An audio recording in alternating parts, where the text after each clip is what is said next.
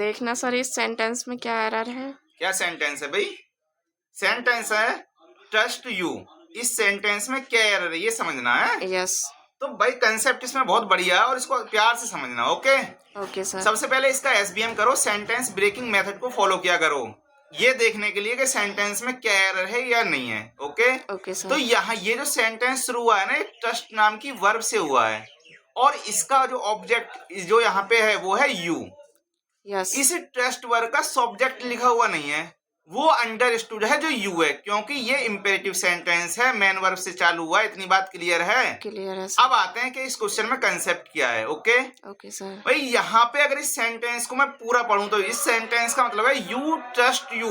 इसके कहने का मतलब एक्चुअल में ये है कि तुम अपने आप पे विश्वास करो। Yes. लेकिन ये ग्रामेटिकल स्ट्रक्चर गलत है। मीनिंग तो मैंने थोड़ा समझ लिया, लेकिन ग्रामेटिकल स्ट्रक्चर क्यों गलत है ये समझना।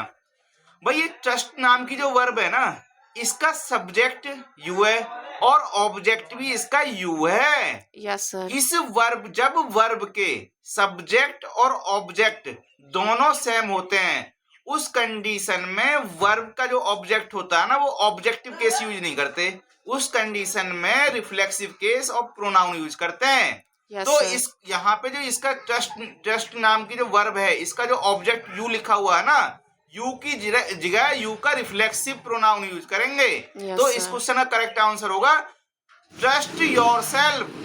बात समझ आ गई? Yes. मेरे कहने का मतलब ये है कि कंसेप्ट ये कहता है जब किसी वर्ब के सब्जेक्ट और ऑब्जेक्ट दोनों सेम हो तो उस कंडीशन में उस जो वर्ब होती है उसका ऑब्जेक्ट जो होता है ना वो रिफ्लेक्सिव केस में यूज करते हैं, ना कि उस प्रोनाउन के ऑब्जेक्टिव केस में। बात क्लियर है? क्लियर है लो सर। तो